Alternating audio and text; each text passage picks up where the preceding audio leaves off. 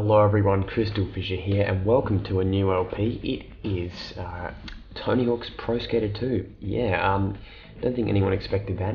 We're just going to get straight into it. I'm going to pick Tony Hawk. He's the main character, I guess, the titular character of this game. And yeah, we're going to head off into the level, which is the hangar. So yeah, Tony Hawk's Pro Skater 2, very, very, very popular game. One of, the second official Tony Hawk game after Pro Skater 1, of course.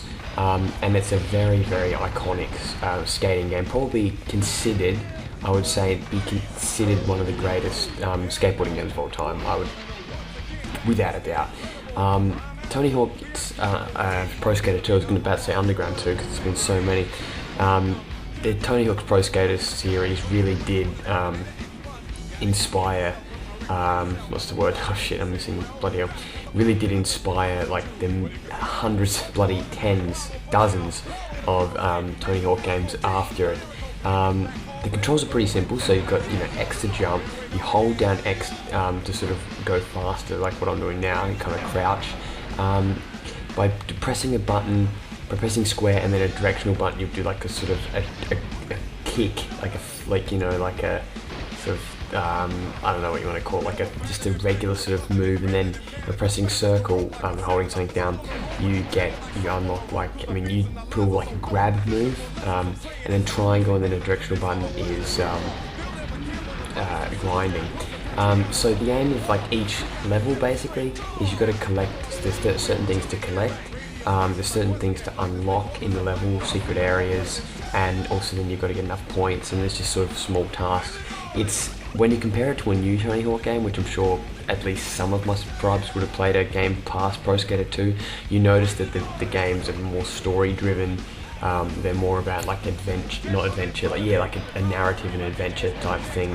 But then you've got this game, it's just straightforward, simple. But I think that's what people loved initially. And then you've got a game like Tony Hawk's Underground, which was released on the PS2, which was one of the first Tony Hawk game I actually played.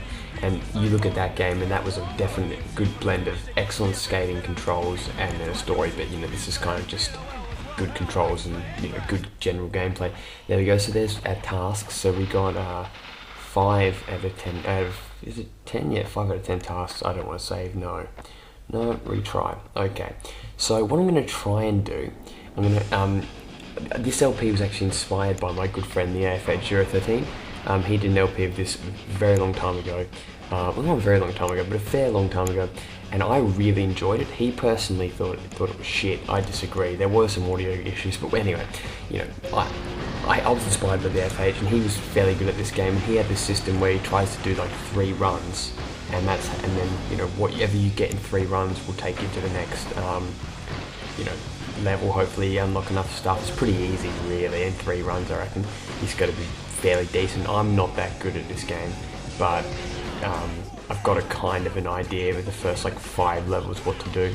I forgot to mention that there are different features. For example, when you're doing a trick, it will show up at the bottom. Ready, watch. So look, kickflip.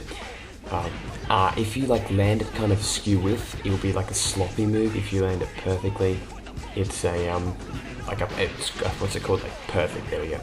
Which is green, obviously, sort of means you do better. Yeah. So when you when the blue trick shows up, it means you've done something to the environment or some sort of theme. For example, when you keep flipping over that, it's got some weird name for it. Or when you do a certain grind over something, it's considered something. What else was I going to mention? Oh, money. Yeah, money. That's another thing that you collect, and pro score. Nice. Basically what you do with the money is it's pretty much used to buy tricks. When you complete tasks, you get money, and with the money you can either buy tricks or you can upgrade your character. So our character's pretty basic right now. He's pretty much like the Crash Bandicoot of CTR, just average and everything, pretty decent and everything. Not average, just decent. And then you can upgrade him. I usually go for all the sort of air, move, grab upgrades. I rarely ever buy tricks, which I really should, but yeah, I can't be bothered. Anyway, boom. Okay, so that's another 3. So now what we have to do is get the 6 score, and yeah, unlock. No, we don't want to go to the next level. All we have to do now is get the 6 score, which is 75,000 points, which is actually, it's not that difficult, no, not really. Especially if you know what you're doing. Like for example, you always start with like some sort of grab over there. This is a pretty decent idea because you get the, you know, the wingtip hang time, extra points and all that sort of shit. I love it. Like the one thing, good thing about this game I like is how there's like quite a lot of breakable objects and movable objects. That's really cool.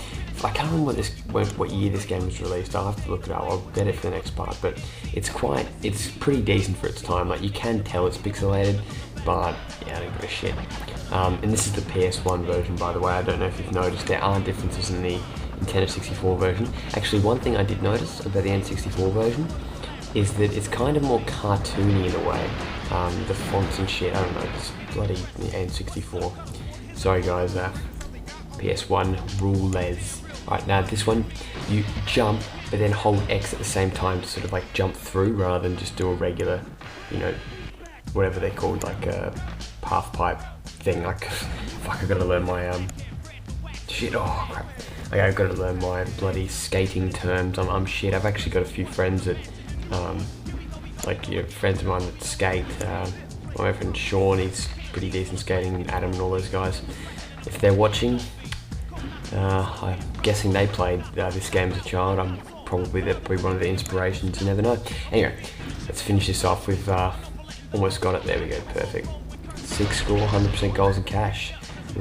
I'm going to be pessimistic and say that's pretty much going to be the only level I'm going to be able to get that in. I'll be honest with you, it's actually not easy at all. Trust me. To get them all in 3 at least. You can get them all eventually, but I just want to do the 3-point system because I want to have like 20-minute videos about this game.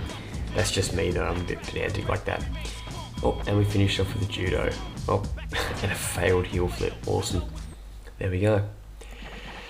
6 score and 100% goals. We have earned $2,500. Not bad. Well, yes. Okay, let's finish off the part by going to the place where you buy shit, and then we'll buy stuff in the next part. So I hope you enjoyed this start of the LP, and I hope you stick around and check out the future parts. Goodbye.